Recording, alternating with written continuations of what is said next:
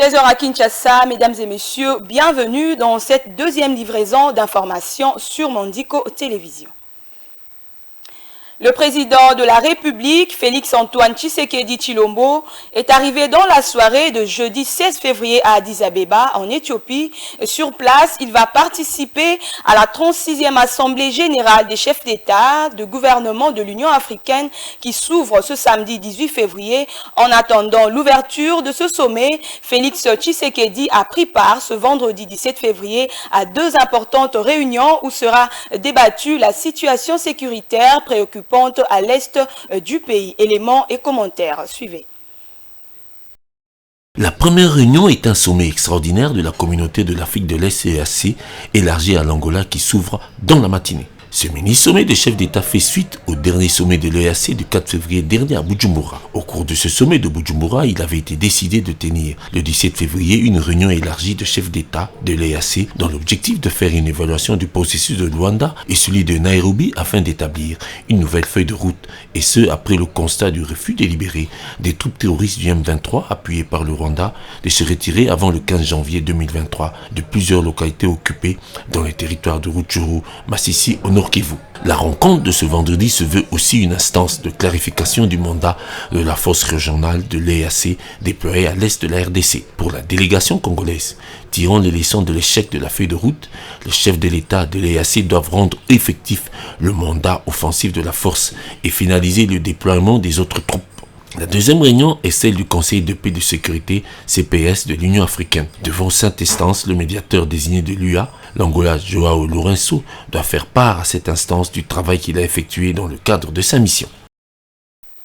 Crise à l'est de la République démocratique du Congo, le comité permanent de la conférence épiscopale nationale du Congo, CENCO, a adressé depuis le 8 février dernier au président Félix-Antoine Tshisekedi des propositions afin de consolider la cohésion nationale et de raviver l'esprit patriotique pour mettre fin à la situation sécuritaire qui prévaut dans la partie est du pays. Les détails avec Guilain Boba.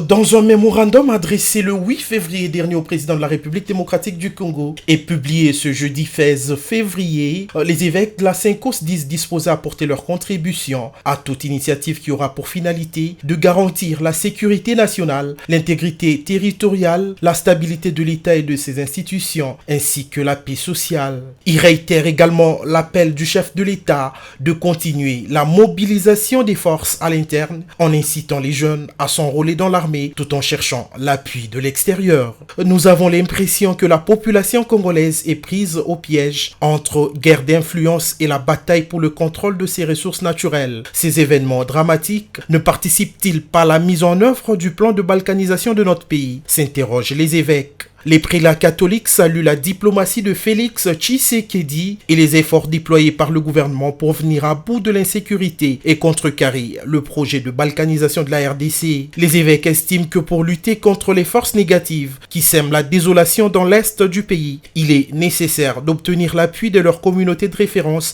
afin de les persuader de déposer les armes. Ainsi, l'Église catholique pourrait s'appuyer sur ses commissions justice et paix pour impliquer ses communautés de référence, peut-on lire dans le document. Face à cette menace sécuritaire, les évêques pensent qu'il est opportun de contrôler certains leaders d'opinion qui s'illustrent par leurs propos désobligeants et les acteurs politiques qui diffusent des discours d'incitation à la haine et à l'exclusion. Des recommandations ont été ainsi faites par ces hommes à la calotte. Il importe pour eux également de mettre en place un cadre national large en vue d'évaluer les accords et les alliances qui constitueraient des pesanteurs dans les efforts pour sauver la patrie en vue d'arrêter de nouvelles stratégies. Ils demandent ainsi de protéger et de prêter une attention durable aux déplacés et aux humanitaires travaillant dans les zones de conflit. Face aux soupçons de corruption et de détournement des fonds alloués aux soldats, particulièrement ceux qui sont au front, les évêques de la CENCO proposent de renforcer le dispositif de suivi et de contrôle,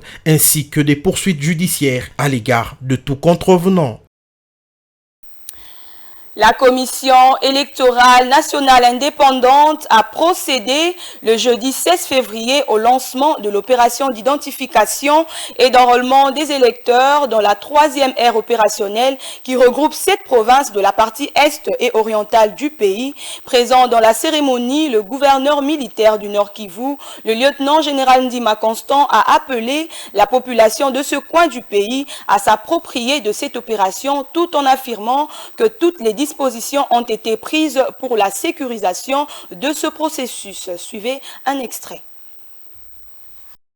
L'armée et la police ont une mission supplémentaire qui consiste à la sécurisation du processus électoral. Elles sont déjà mobilisées pour que toute la population du Nord Kivu participe dans la mesure du possible à ce processus d'enrôlement. J'en appelle aussi à la vigilance de toutes les parties prenantes pour éviter l'infiltration et le gradage de la nationalité congolaise. Car, comme vous le savez, la recherche de l'identité congolaise est l'une des sources de conflits dans la région.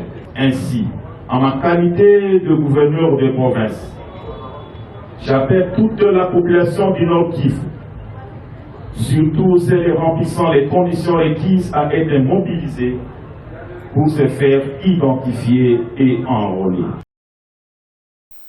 Et enfin, pour terminer, l'opération d'identification et d'enrôlement des électeurs dans l'ère opérationnelle 3 a été lancée le jeudi 16 février dernier par le président de la Commission électorale nationale indépendante, CENI, à partir de Kisangani dans la province de la Chopo.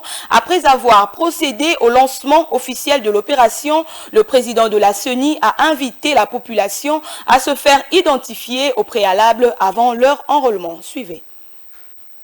Denis Kadima est arrivé le jeudi 16 février à Kisangani pour le lancement de l'enrôlement et l'identification des électeurs. Accompagné de la gouverneure de province, Madeleine Nikomba Sabangu, devant la presse locale, il a invité les populations des provinces concernées par cette ère opérationnelle à aller se faire enrôler massivement pour obtenir la carte d'électeur qui va leur permettre non seulement de voter aux élections de décembre 2023, mais qui leur servira aussi de pièce d'identité.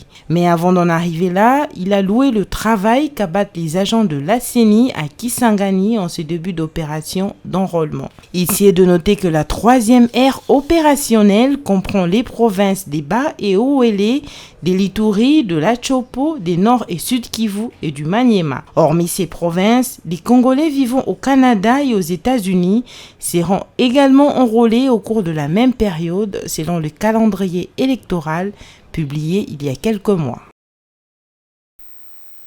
Voilà qui met fin à ce bulletin d'information de 16h. Mesdames et messieurs, merci de l'avoir suivi et bonne suite de programme sur Mandiko Télévision.